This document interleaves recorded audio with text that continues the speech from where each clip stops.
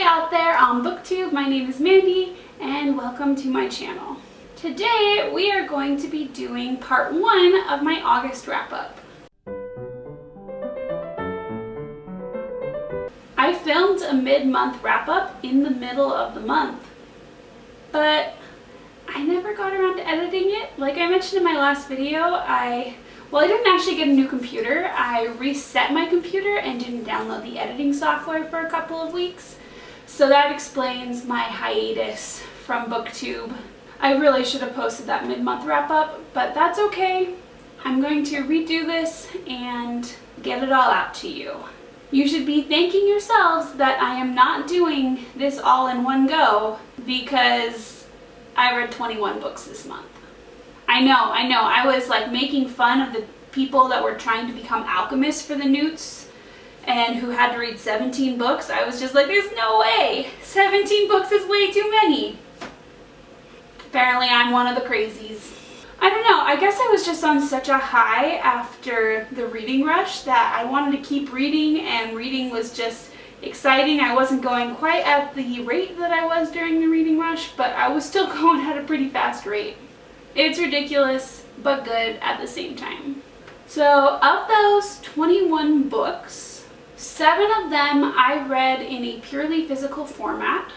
10 of them I read in a mixed format where I partially listened to the audiobook and partially read the physical book. It mainly depended on what I was doing in that exact moment of whether I was reading or listening. And I read 4 straight up audiobooks. With the nitty-gritty out of the way, let's get to it! The first book that I read this month was The Rest of the Story by Sarah Dessen. Sarah Dessen is still one of my favorite authors. Here is the Sarah Dessen portion of my bookshelf. And despite all the years, I still really love her and her writing. So this book was about a girl named Emma/Sailor, depending on which side of the family. That depends on who you're talking or who calls her what.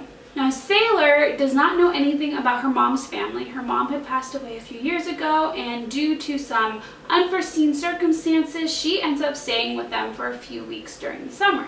She doesn't know any of them, and all of a sudden she has this whole big family that shows up and loves her, and she starts trying to find herself as a person who knows a little more about her mom. I really loved the storyline of this book. The story, the whole idea of a girl trying to find herself while learning about her mom. I don't know, I really enjoyed it. There were things that I didn't quite enjoy though, and it was mainly about the writing style and the formatting of the book. The formatting was a little bit confusing, and I'm not sure if that has to do with Sarah Dessen's writing or maybe it was a lazy editor. Basically, you would start a scene in the present and then you would go into the past and then come back into the present without any indication that you were going back and forth. So I feel like there needed to be some kind of break in there, and I don't know whose fault that was, but it did get confusing at times. We were also introduced to a lot of cousins and family members all at once, and it was a little bit hard to keep track of them and how they were related to her. It took me a while to fit into the groove of the book. But once I got into the groove, I loved it, and I gave this book 4 stars, mainly for the plot. If it had to do with the formatting, it may have gone down to a 3.5. But I have a really hard time giving a Sarah Dessen book such a low score because I did enjoy it so much, the plotline at least. The next book that I read was Sadie by Courtney Summers. This one came out last year, I believe, and a lot of people were raving about the audiobook, so I decided I wanted to check the audiobook out. It is performed with a full cast, and it was very interesting and dynamic and engaging. This book is split into 2 formats. On one side you have the narrative of the girl named Sadie, and on the other side you have a podcast that you're reading the entire dialogue of the podcast. Sadie's little sister was found murdered, and a few months later Sadie disappeared as well. So on one side we get the narrative of what happens to Sadie little bit by little bit after she left home. And then on the other side, we're getting the podcast version of a person trying to find Sadie. It was a very interesting and fun format. I really enjoyed that part of the book. The slow reveal of what was happening to Sadie and with the podcast really worked well together to keep me intrigued and engaged. I wanted to know what happened. And I also really enjoyed the balance between telling it like it is and what happened and being too graphic. There are some things that just don't need to be told out in detail, but I thought that Courtney Summers did a really good job with that balance.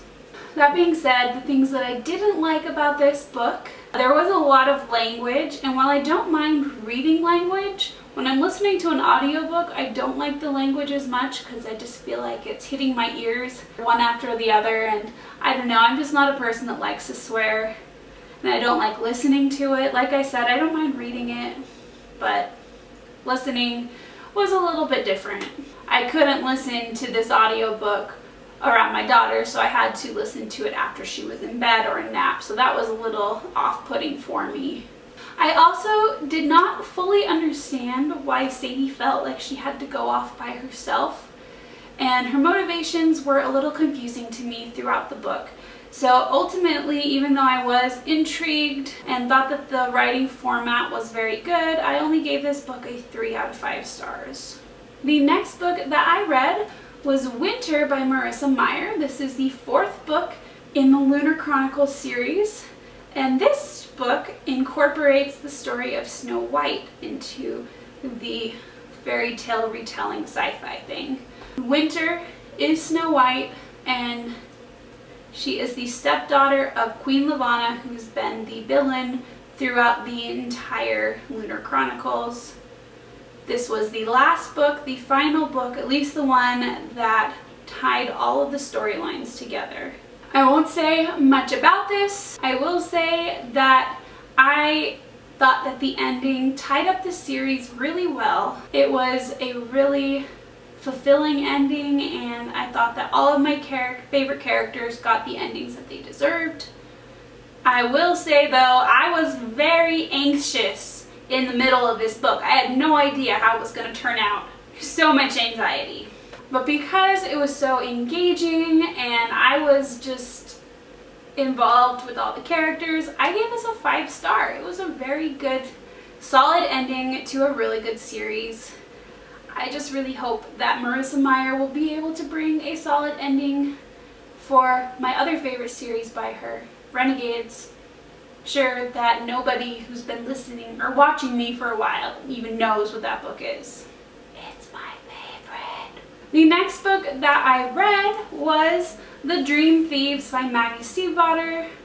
If you watched my Newts wrap-up, I read the first Raven Boys earlier this month, and I just couldn't help myself. I had to pick up the next one.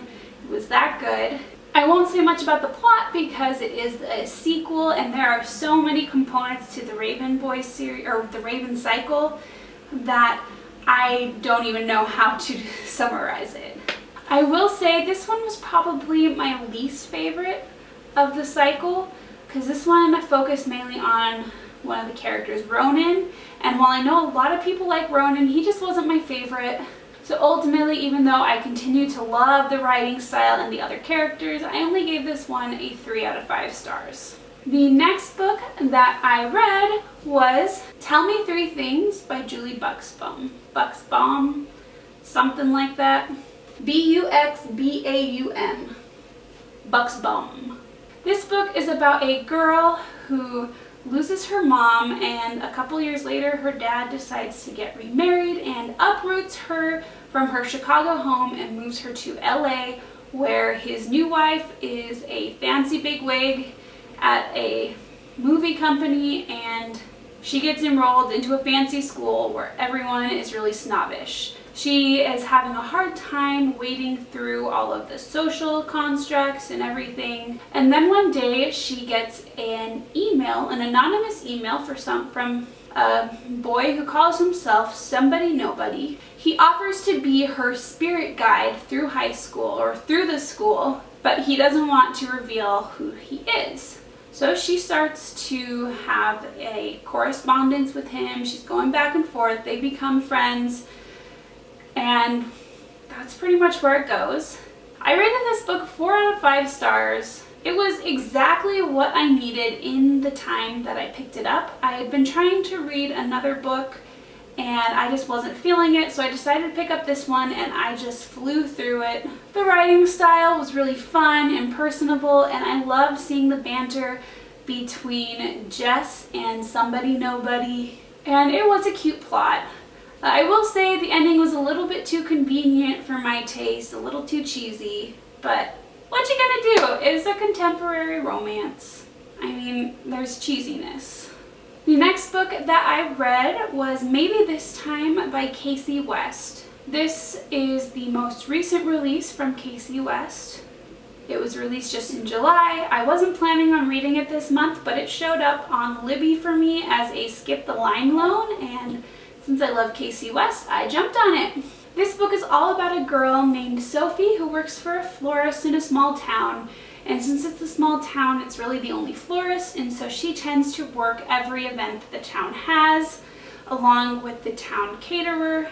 Throughout this year, the town caterer has an ex-Food Network star coming to give him some pointers, and his son shows up, and of course he clashes with Sophie. So this story is told through the course of events in the town. We don't get any narrative from between the events. It just kind of starts with each consecutive event throughout the year, which I thought was a very unique way of telling the story. Some things that I liked about this book was that it had a nice slow burn romance. There was no insta-love in this book, and the format was fun and unique. I gave this book 3.5 out of 5 stars. I really can't tell you exactly why I kind of demoted points from it. All I know is that's just kind of how I felt. It didn't wow me, but it was still fun and a nice read.